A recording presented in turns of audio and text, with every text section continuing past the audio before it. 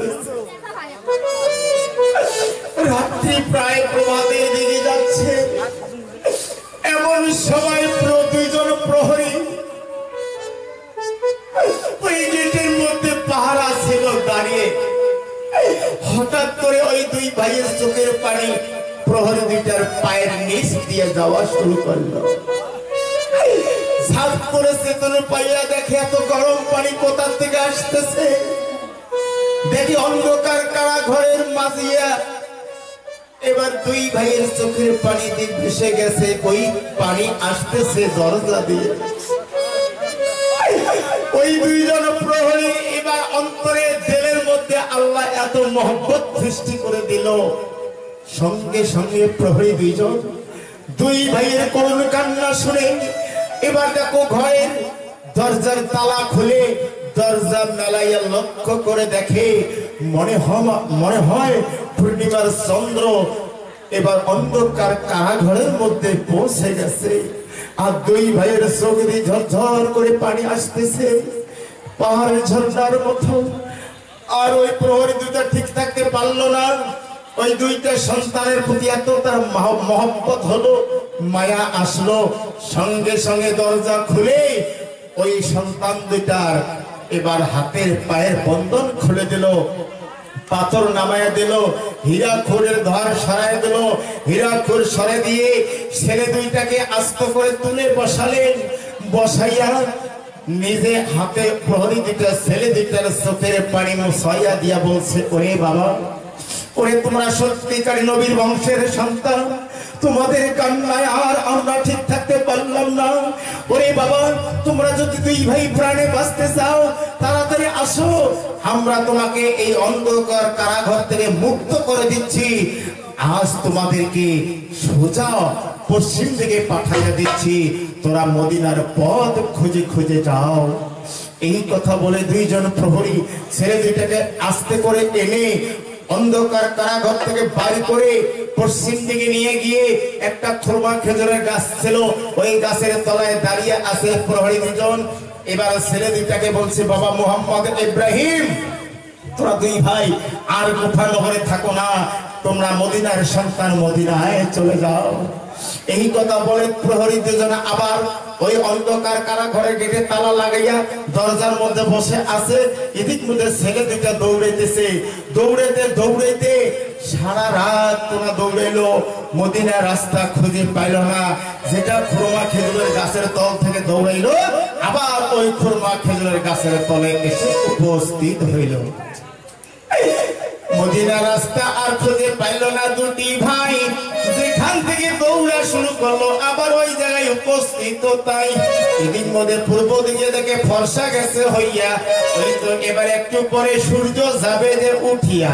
সূর্য ওঠার পরে আব্দুল্লাহ জিহাদ উঠবে, উঠিয়া দেখবে অন্ধকারে কারাঘরে আমরা দুই ভাই নাই, আমাকে মারার জন্য আরো সৈন্য পাঠাবে। তাই না, আমরা এই সুযোগে একটুখানি আগিয়ে যাই, ওই তো সামনে একটা খুরমা খেজুর বাগান দেখা যায়, ওই বাগানে আমরা দুই ভাই রাত এবার দিনের বেলায় লুকিয়ে থাকবো, যে অন্ধকার হবে রাত্রি হবে আবার ওখান থেকে বেরিয়ে আমরা মদিনার পথ খুঁজতে খুঁজতে যাব। এই বলে দুই ভাই খুরমা খেজুর বাগানের দিকে চলে যাচ্ছে। এবার যাইতে যাইতে দেখে বাগানটা এত পরিষ্কার, কোনো জঙ্গল ঝাড় নেই। বাগানের সামনে দেখে একটা পুকুর, দিঘি, ওই দিঘিটার উপরে মোটা একটা গাছ হেলিয়ে পড়ে আছে। ওই গাছের মাঝখানে একটা গর্ত, মানে ধন বা গর্ত যাকে বলে, ওই ধন বা গর্ত দেখে দুই ভাই কি করলেন জানেন? বড় ভাই আস্তে আস্তে আগে উঠলেন, মোটা গাছ তো হেলিয়ে পড়ে আছে, আস্তে আস্তে উঠে এবার ওই গর্তের মধ্যে দেখে সাপ বিচ্ছু আছে কিনা। দেখে তো সাপ বিচ্ছু কিছুই নাই। ওই গর্তের মধ্যে ঢুকে ছোট ভাইটা ডাকছে, ভাই ওই ইব্রাহিম, আর তুই নিচের মধ্যে মাটির মধ্যে থাকিস না, যদি কোনো লোক দেখে ফেলে আমাদেরকে ধরে আব্দুল্লাহ জিহাদের রাজপ্রাসাদে নিয়ে যাবে, আমাকে আর বেঁচে রাখবে না, আমাকে কতল করে ফেলবে।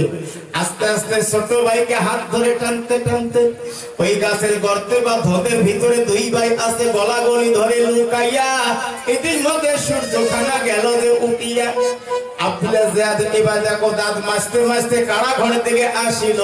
প্রহরী দুইটাকে এবার জিজ্ঞাসা করিল, হে প্রহরী, বাচ্চা দুইটা মারা গেছে না বেঁচে আছে? তালা খোলো তো দেখি।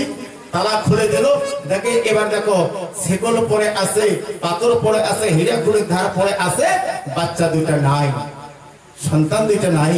মুসলিমের সন্তান দুইটার কথা জিজ্ঞাসা করল, হে প্রহরী, সন্তান দুইটা কোথায় গেল? বলছে হুজুর, আমরা তো সারা রাত এবার পাহারা আছে এখানে, আমরা তো দেখলাম না কোথাও গেল। বলছে না, তোমরা দুইজন প্রহরী এবার দেখো এই মুসলিমের সন্তানদেরকে ছেড়ে দিয়েছো, তোমরা মিথ্যাবাদী আছো, তোমরা লম্পট, তোমরা ঘুষখোর আছো। এই বলে জাল্লাদকে ডেকে সঙ্গে সঙ্গে প্রহরী দুইটার মুন্ড শিরচ্ছেদ করে নিল। মুন্ড দুইটার শিরচ্ছেদ করে নিল আব্দুল্লাহ জিয়াদ জাল্লাদের দ্বারায়। তাই ওই দুইটা প্রহরী শহীদি দরজায় পেয়েছে, আমি কেতাবেতে পাই। ওই দুজন প্রহরী কোনো জাহান্নাম হয় নাই, কোনো আযাব হয় নাই, বিনা হিসাবে তারা জান্নাতবাসী হয়ে গেছে। কারণ নবীর বংশধরকে বাঁচাতে গিয়ে নিজের জীবন দিয়ে দিলেন। দেখছেন আগের যুগে কত যে এবার নবীর বংশধরকে মানত, কত যে এবার মহব্বত করত। এদিক মধ্যে এবার আব্দুল্লাহ জিয়াদ সেনাপতি মন্ত্রী উজিরকে ডাক দিয়ে ঘোষণা করে দিল, হে সেনাপতি মন্ত্রী উজির মান্নাজিরগণ, সারা কুফানগর ঢোল পিটিয়ে ঘোষণা করে দাও, যে যায় যেটায় যেখানে যে অবস্থায় থাকো, মুসলিমের সন্তান দুটাকে যে ধরে আমার রাজপ্রাসাদে জমা করতে পারবে, তাই তাকে আমি 100 স্বর্ণ মুদ্রা পুরস্কারে পুরস্কৃত করবো। যাই এই ঘোষণা করে পাঠায় দিল। এই ঢোল পিটিয়ে ঘোষণা করতেছে, ইতিমধ্যে দুই ভাই গাছের গর্তের মধ্যে লুকে আছে। ওই খুরমা খেজুরের বাগানের মালিকের নাম, ওই পুকুরের মালিকের নাম হচ্ছে হারেস পাপি। হারেস পাপির একটি এবার স্ত্রী ছিল, নাম তার তুয়া বিবি। তুয়া বিবির দুইটা সন্তান ছিল, একটা পুষ্যপুত্র, একটা নিজের গর্ভধারিণী সন্তান। ওই আগের মানুষ এবার পুকুরের পানি বা নদীর পানি, কুয়ার পানি পান করত।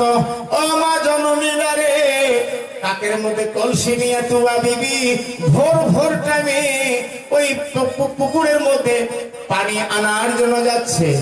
আহা, এদিক মধ্যে হারেস পাপি এবার ওই ঢোল পিটে ঘোষণা শুনলেন। কি শুনলেন?